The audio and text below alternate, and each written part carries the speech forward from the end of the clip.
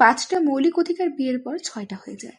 ভালোবাসা নামে 6 নম্বর অধিকারটা হঠাৎ যে কাউকেই দিয়ে দেয়া যায় না। যে হাতে এতটা সময় এলোমেলো চুলের বড় বড় চোখের ছেলেটার হাত ছিল, সে হাত হুট করে আরেকজনের হাত ধরে চলতে পারে না।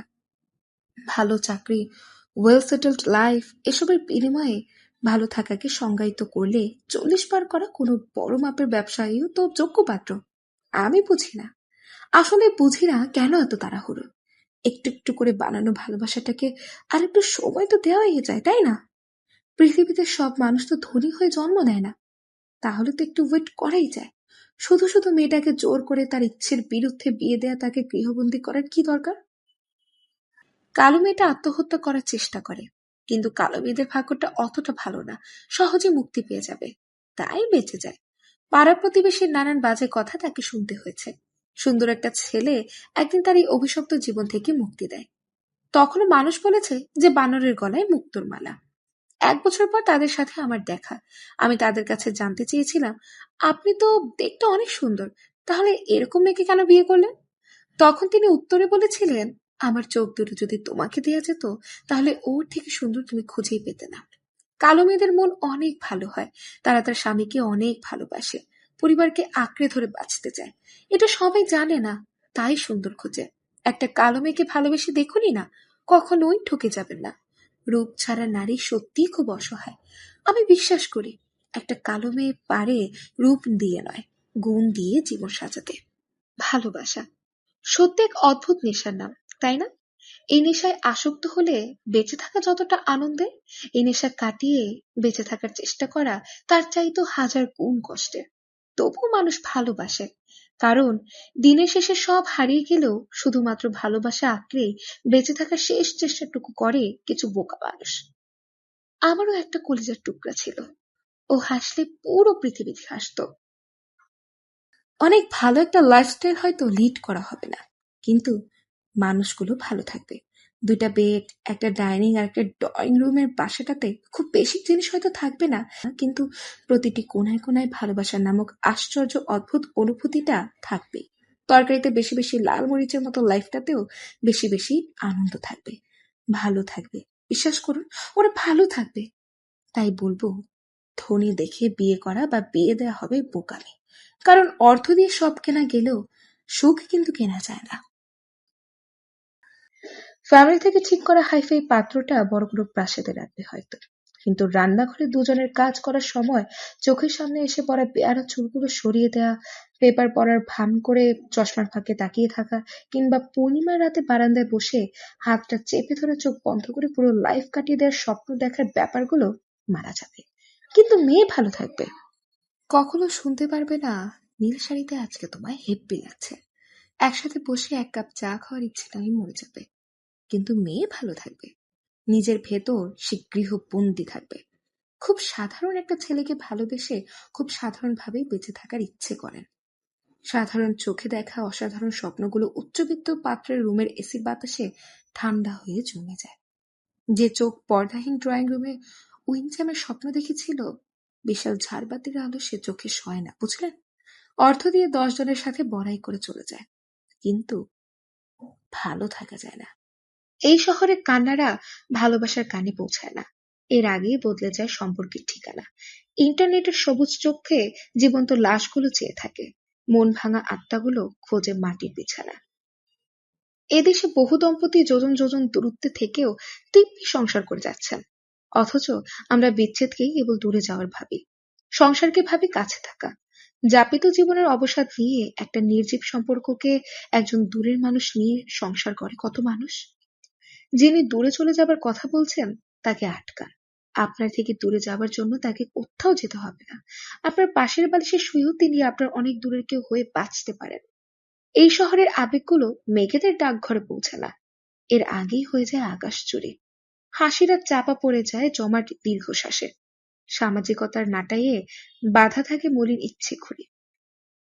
এই শহরে কেউ কারো না, তবুও চোখগুলো কেন যেন চেয়ে থাকে অদ্ভুত সব স্বপ্নের জল ভরে। মুখে কিছু না বললেও মনে জমে কত কথা, স্টার নামে জমে এত ব্যথা। কেউ যদি বলে দিত তারে, কালকের দিনটা এর থেকেও ভালো হবে, এই ভেবে অনেকেই সুখে আছে। তার জন্য কি চোখের জল ফেলবে যে অন্যের সাথে হাসছে?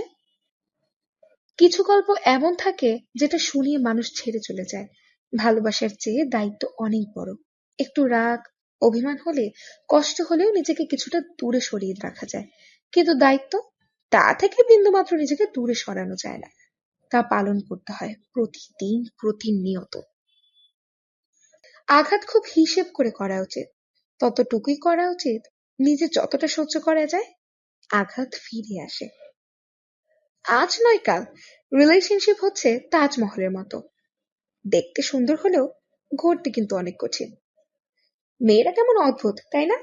সামান্য চুড়ি ভেঙে যাওয়ায় সারা ঘর মাথায় তুলে ফেলা মেয়েটাও যদি কখনো মন ভেঙে যায়, তখন সামনে বসে থাকা মাকেও টের পেতে দেয় না। জীবন মৃত্যুকে বলল, আমাকে সবাই ভালোবাসে, কিন্তু তোমাকে সবাই ভয় পায়। কেন? তখন মৃত্যু বলল, কারণ তুমি হলে সবার প্রিয়, কিন্তু মিথ্যে, আর আমি হলাম সবার অপ্রিয়। কিন্তু সত্য চিরস্থায়ী কি জানেন? আপনার সুন্দর ব্যবহার যেটা মৃত্যুর পরও সবার স্মৃতিতে থাকবে। অভিযোগ জমিয়ে রাখতে নেই, হয় ক্ষমা করে দিতে হয়, না হয় সরে আসতে হয়। আমি ক্ষমা বারবার করার মতো মহত্ব নিয়ে পৃথিবীতে আসেনি, তাই সরে আসি নিঃশব্দে, নিঃশর্তে। নিভে গেছে সব আলো, ভিজে গেছে চোখ, চেয়ে যাব আমি শুধু তোর ভালো হোক। যারা চায়ের বিলটা সবসময় নিজেই দিয়ে দেয়, এর মানে এই নয় যে তাদের টাকা উপচে পড়ছে। এর মানে হতে পারে তারা টাকার চেয়ে বন্ধুত্বকে বড় করে দেখে। খুচরো পয়সার আওয়াজ সব সময় বেশি হয়, কিন্তু বেশি টাকার নোটে কোনো শব্দ নেই। তাই সকলকে নিজের মূল্য বোঝাতে সবসময় চুপ থাকো। সময় আপনার মূল্য সকলকে ঠিকই বুঝিয়ে দেবে। কাঁদে কিন্তু একজনই, কিন্তু গল্পটা ছিল দুজনের। কেউ কিছু পাওয়ার উপযুক্ত হলে পৃথিবীর কোনো শক্তিই তাকে বঞ্চিত করতে পারবে না। ছোট নৌকায় আমি দুঃখের মাঝি, আমার কষ্ট ভাগ করতে কেউ হয়নি রাজি। এই জীবনে চলতে গিয়ে পাইনি সুখের দেখা। জীবনের রাস্তায় একা একা হেঁটে যাওয়া কঠিন কিছু না, কিন্তু কারো হাত ধরে অনেকটা পথ হেঁটে গিয়ে সেখান থেকে একা ফেরা অনেক কঠিন। কষ্টগুলো বড়ই অদ্ভুত। যখন সবার সাথে হাসি খুশি থাকি, তখন সে লুকিয়ে যায়, আর যখন একা থাকি, তখন এসে সে নীরবে কাঁদায়। যদি বাবার হাতটা শক্ত করে ধরে রাখো, তাহলে জীবনে কখনো কারো পায়ে পড়ার দরকার হবে না। মানুষ বড়ই আশ্চর্যজনক ও বোকা। সে বর্তমানকে ধ্বংস করে ভবিষ্যতের কথা চিন্তা করে, আবার ভবিষ্যতে কাঁদে অতীতের কথা স্মরণ করে। অনেক বছর বা অনেক মাস প্রেম করার পর ফ্যামিলি থেকে বলে দেয়া হয়, ছেলেটা তোমার যোগ্য না, চাকরি নাই বাকরি নাই, বাতাস খেয়ে সংসার করবা। রিয়েল লাইফ এসব চোখ বাঁধা প্রেম দিয়ে চলে না। বাস্তবে ফিরে আসো, আর আমাদের পছন্দ করা এই ছেলেকেই বিয়ে করো। ফ্যামিলি থেকে ঠিক করা ছেলেটা বাতাসের বদলে হয়তো চিকেন বিরিয়ানি ব্যবস্থা করবে, প্রতি মাসে সুইজারল্যান্ড কিংবা প্যারিসে উড়িয়ে নিয়ে যাবে, নয়তো নাম করা হোটেলে খেতে নিয়ে যাবে, হয়তো ডায়মন্ড আর প্লাটিনামের চাদরে মুড়িয়ে রাখবে। কিন্তু মনটা, মনটার কোনো ব্যবস্থা করতে পারবে না। একটা মন অনেক বছর কাউকে ভালোবাসার পর হুট করে বদলে যেতে পারে না। বছরের পর বছর দেখা ছোট্ট টোনাটনির সংসার স্বপ্নটা একদমই ভ্যাবাচাকা খেয়ে থমকে দাঁড়ায়। আর খুব সহজেই ফ্যামিলি ভাবে, এত ভালো ঘরে আমার মেয়েটা অনেক ভালো থাকবে। এত সহজ কি লাইফের ক্যালকুলেশন? না, লাইফের ক্যালকুলেশন অনেক কঠিন, যা কখনো মিলানো সম্ভব নয়।